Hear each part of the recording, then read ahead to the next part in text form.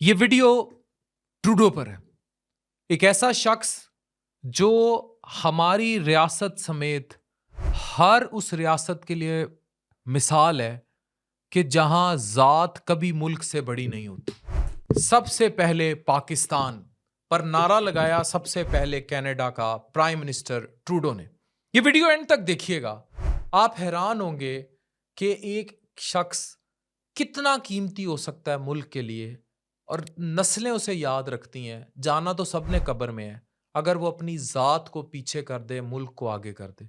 एक तरफ बशारुल असद था, आग लगवा दी मुल्क में, इक्तदार नहीं छोड़ा। और दूसरी तरफ जस्टिन ट्रूडो, ख्वाब। ऐसे लीडर्स अगर मिल जाएं, कौमें क्यों कनाडा अमेरिका ना हो। 9 साल तक कनाडा के प्राइम मिनिस्टर रहने के बाद जस्टिन ट्रूडो ने अपना रेजिग्नेशन अनाउंस कर दिया, जो एक एरा का एंड है जिसको रेजिलियंस, तरक्की, ट्रांसफॉर्मेशन का एरा माना जाता है। ना सिर्फ अब हमारे लीडर्स को और वो जो हमारे बेरर्स हैं रियासत के, उनके लिए सीखना जरूरी है कि कुर्सी से चिमटना नहीं होता, कोई भी शख्स रियासत से बालातर नहीं होता।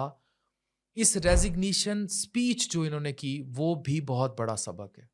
अपने टेन्योर के दौरान ट्रूडो ने हर वो काम किया जिसमें कनाडा पहले था, जिसमें नेशन तरक्की कर रही थी। इन्होंने मिडिल क्लास ग्रोथ के लिए फाइट की, मिडिल क्लास को ऊपर लेकर आए, कोरोना और ओवरऑल पैंडेमिक रिकवरी एफर्ट्स को लीड किया। फ्री ट्रेड का जो है बहुत ज्यादा इसने इस पर काम किया, यूक्रेन को सपोर्ट किया और क्लाइमेट चेंज का इसने बहुत अच्छे से सामना किया। हर इनिशिएटिव से एक स्ट्रॉन्गर कनाडा बनने की मेहनत और कमिटमेंट इस शख्स की नजर आई। इसके लिए सबसे पहले कनाडा था। लंबे अरसे तक पार्लियामेंट्री डेडलॉक रहा और इंटरनल चैलेंजेस थे, जिसकी वजह से ट्रूडो को स्टेप बैक करने पर मजबूर किया गया। और ये बहुत बड़ी बात है कि उसने अपनी जात को सामने नहीं रखा। यहां मैं बताता चलूं कि ट्रंप को ट्रूडो से मसला था, जिसकी वजह से 20-30% तक टैक्स तक कनाडा पे लगाने लगा था, धमकी दे रहा था। और जैसे ही ट्रूडो ने स्टेप बैक किया, ट्रंप ने ऐलान कर दिया कि ये मेरी कामनमी रियासत होगी अमेरिका की और हम कनाडा को ऑन करेंगे। तो कनाडा के लिए वो इतना कीमती शख्स था ट्रूडो।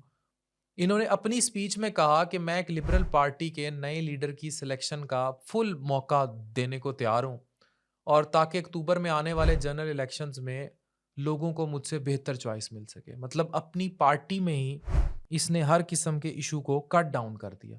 इसने कहा मुझे लगता है कि कुछ चीज़ों में मैं नाकाम रहा और मैं अच्छे और बेहतर चॉइस नहीं हूँ। मतलब एक शख्स का ये कहना कि मैं इतना कुछ रियासत यहाँ तो मानते ही नहीं है, वो कहते हैं मैं लीडर, मैं, and they try to become God's.